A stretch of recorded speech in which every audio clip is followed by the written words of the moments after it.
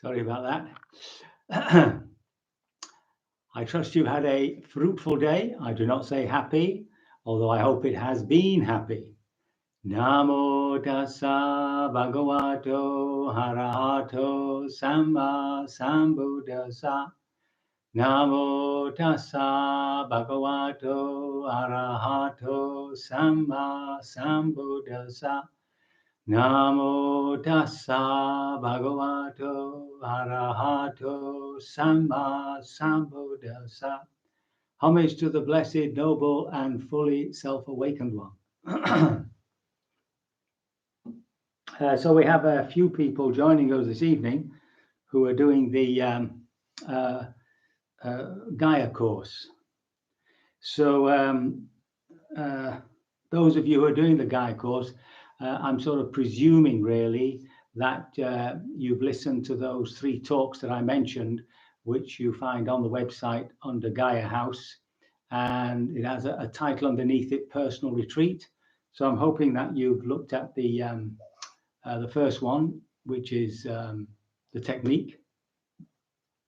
And what we've been doing in the evening is looking at the various discourses that the Buddha gave and trying to find some meaning in them.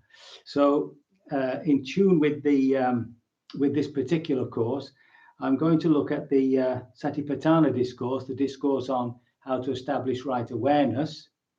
Now, there are very good books now on this, which again I've put on the website. Bhikkhu Analayo has written a sort of academic study of it, but one of the classics is the Heart of Buddhist Meditation by Nyanaponika, who was a very famous German monk in his time. He was the one that began the publishing house, what's it called? Buddhist Publishing House, something like that, up in Kandy, which publishes all the books. And he was one of Bhikkhu Bodhi's teachers. There's also Mindfulness by Joseph Goldstein, which was modeled on Analayo's book, by the way, or at least he took that as a base. And there's always Sadhu Panditas in this very life. Okay, so there's lots of literature out there, and all I'm going to do is really just go through it, making occasional comments, just so that you are familiar with the actual discourse, and then hopefully you'll read those books. Not necessary to become fully liberated, by the way. Don't need any of this. But if you're going to have a pastime, this is a very skillful way to use your time. So the structure of the book is, first of all, he lays out what he's going to talk about. And then we have the body. So he talks about the body, the breath, the postures, awareness in ordinary daily life, the repulsiveness of the body. He's very much into the body. The elements, of course, the 4 elements, and finally the charnel grounds, or mindfulness of death. Then he talks about feelings, both physical feelings and mental feelings caused in the body by emotions. The contemplating of the mind, of mental states, he goes into that. And then finally, contemplation of things. Actually, it's contemplation of the Dharma, looking at it from various angles. The hindrances, the factors of enlightenment, the sense spheres, and the 4 noble truths. Okay, now I'm using here a translation by Bhikkhu Ananda Jyoti, who's an English monk, marooned in Thailand. He doesn't want to come back to England, to Britain, because it's too cold, he says. And he's quite a good scholar, quite a good translator. If you go into his websites, he's got one and all, lots of translations and comments. And he's got another one with all sorts of documentaries and films, and another one which is an endless row of photographs. He's a keen photographer. So let's begin. So thus have I heard. Remember, all these discourses were remembered by the tradition tells us, by Ananda, who was his companion for about 20 years of the end of his life. So at one time, the Blessed One was dwelling amongst the Kurus near the market town of the Kurus named Kamasadhamma. So they think this was near Delhi, by the way. So he really moved around that North Gangetic plain. Now, the important thing, one of the things that the commentary says was that he was very taken by the Kurus because he'd been there before. And when he'd returned, he found them being very mindful. There was no well talk, the gossip around the well. And so he was very struck by that. And it was at that time that he gave this discourse. So we can say that when he gave this discourse, this is just my own understanding, that he really was thinking about lay people, but not entirely so, because there's a group of monks whom he meets coming out of meditation in the jungles or the forest back to the monastery, and he points out that some of them were using concentration and vipassana, and some of them were using only vipassana as their main vehicle. And this discourse is really about vipassana as the path without the other concentration exercises. And of course, the Mahasi system is basically a vipassana only path, you see. But we'll come to that. So he's now asked them to listen to him. Now, the opening line is Ekayano ayambikwe maggo satanam visuddhiya. So this word Ekayano, sometimes it's translated in a fundamentalist way. This is the only path. And then it's the single path, the direct path. And he's translated as a one-way path, meaning that you can only go along it. You can't come back on it. But the commentaries also point out that it's in opposition to the Dvayana, the two-way path, which is a concentration and vipassana. One of the great teachers of that was Ajahn Mahabua, whom some of you might know from Thailand. He didn't die so long ago, and was an arahat, declared himself to be an arahat in so many words. So he starts off by telling us that this is the one-way path, pure vipassana.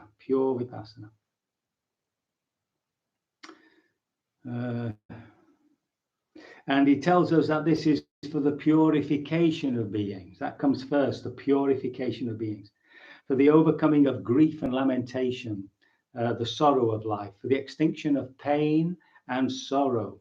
Now, this pain is both the physical pain and eventually sorrow, but pain, of course, in the body is natural to the body. So really, this is the pain in the body caused by the mind, okay? And this is for attaining the right way, the direct realization of Nibbana. Right? Now, Nibbana is another word which has various meanings. It can mean that there is no more desire, but it also has a meaning of being unshackled, released, and referring to this awareness which is shackled by its misunderstandings with the psychophysical organism. In the Buddhist teaching, of course, these are the 5 khandhas, the 5 aggregates. And it's by pulling itself out of that through this practice that it unshackles itself. So there are 4 ways in which he does it, in which we do it. He dwells contemplating the body and the body. Now, this is another thing. Sometimes it's translated as the body as the body, but actually the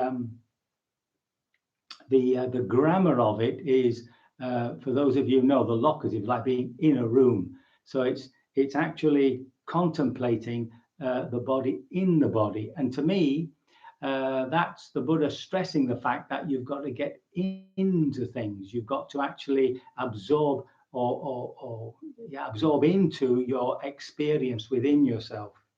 One of my teachers, Sadhu Pandita, used to talk about plunging into the object. And he does it with ardent. Ardent, this word tapo, is a very strong word. It sort of reminds, it's a sort of word you'd use with self-mortification exercises. And the commentary says that you've got to be as ardent until you've burnt out all the defilements. So it's a real sort of commitment. Fully aware and mindful. Now, again, this sampajano satima, this is they're both adjectives, mindfully and fully aware. This pajano, it really is the same word as pajanati, as panya, which means wisdom when you've got it, and the process of insight. So this is, I think, better translated as with intuitive awareness, intuitive intelligence and awareness. So when you combine them, it's intuitive awareness. The awareness is what's receiving the information. The intuition is what understands it, grasps it. So we have it in our language when we say, go and have a look and see what it is. So first of all, you look and then you see, then you understand.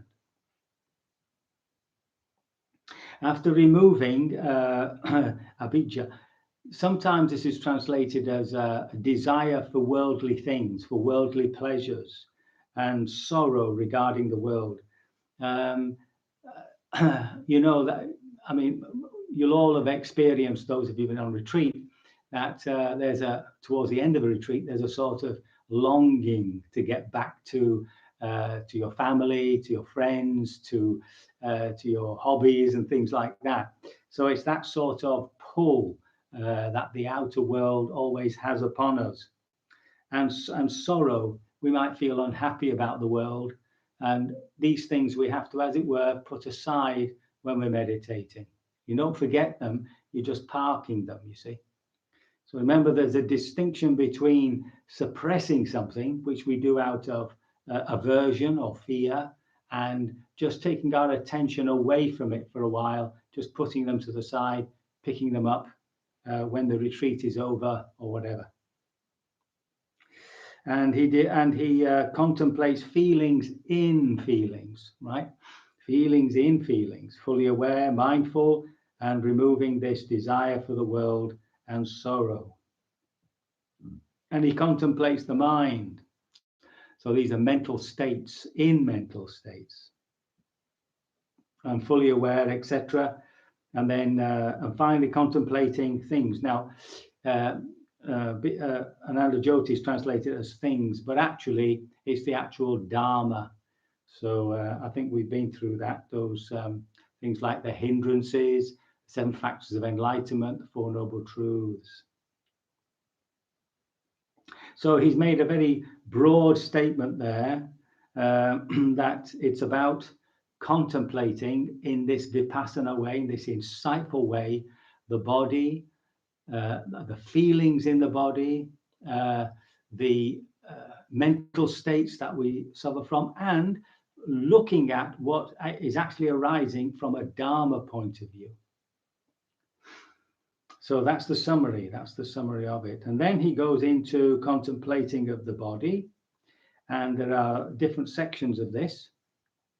So I'll just, looks as though time is passing. By the way, those of you who are on retreat, this may take me a few days to get through the discourse. You are, of course, welcome to join in the evening.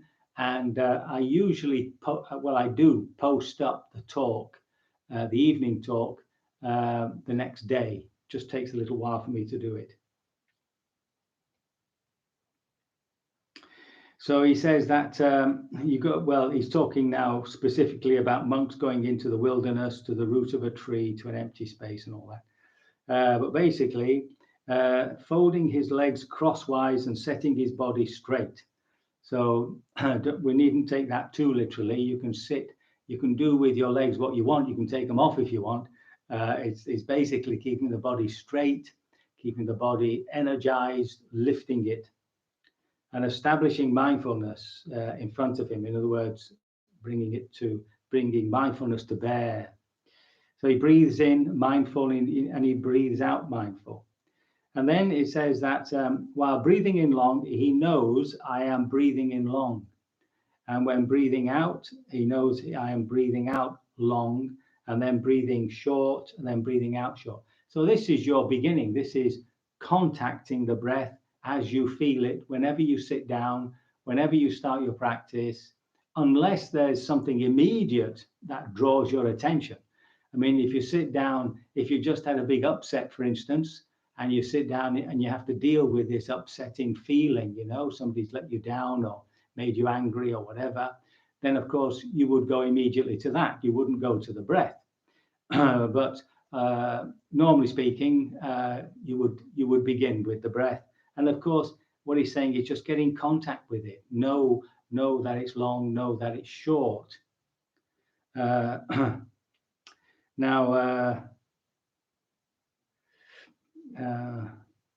And then experiencing the whole body, I will breathe in. Experiencing the whole body, I'll breathe out. So having contacted the breath and got the feeling of it, one then begins to stay with the full length of the body. The body of the breath is, the body here isn't the body, it's the body of the breath, the beginning, the middle section, and the end. Now, when you do that, you're not looking for a middle point of your breath. You're beginning at the beginning is the moment it begins. The whole business of coming to the end of the in-breath is the middle, and the end is the end. See, so middle and end, and it's the beginning, middle, and end of the out-breath. And he says, calming the body process, I will breathe in and breathe out, you see. Now, it's not as though you do that purposefully. As soon as you put your attention on the breath, you will feel this calmness come, and you keep doing it until the calmness becomes established. It's not something that you force upon yourself. So the example, he says, is of a clever turner or turner's apprentice, making a long. This is on a machine that carves wood, a bowl or something. I am making a long turn, and while making a short turn, he knows I'm making a short turn. And so a monk while breathing knows I'm breathing long, and while breathing out, he knows I'm breathing out long. He knows I'm breathing in short and breathing out short, experiencing the whole body. He trains himself this way. Experience the whole body, I breathe out. That's the whole body of the breath. Calming the bodily process, I breathe in. Calming the bodily process, I breathe out. Okay, so there you've got three points there where you first of all contact the breath, then you settle into the breath, and very slowly the breath begins to create just the fact of making a neutral, quiet sensation the object of your meditation has the effect of silencing the mind, calming the heart, and stilling the body. Now, you have to be careful not to take this too literally when you're not. I don't. In no tradition does it say that I've worked with. Does it say that you're supposed to be saying I am breathing out? One of the problems of Pali is it doesn't have a passive voice, so you can't say the breath is being breathed, right? In English, we can say they drove the car, and then we can turn it around and say the car was driven by them. Well, you can't say that in Pali, so you've only got an active sense. And the commentaries point out that a dog or a jackal knows where they're going, and they knows where they're sitting down, but obviously they don't say it. So it's just really a recognition. Now, the word that is used is pajanati. So it's not a case of just knowing that the breath is rising or falling. It's knowing in a particular way. So remember this word pajanati, the noun is panya, wisdom. insight. So it's looking at it from the three characteristics of existence: the relationship we have with things, wanting, not wanting, impermanence. Mainly, it's impermanence with the breath, and of course, the body is breathing. It's not me. When you're watching the body is just breathing. So there's your anatta. It's not me. Yeah. Okay. So that brings us to the breath. Oh, its time is moving on. What I'll do is just the next bit.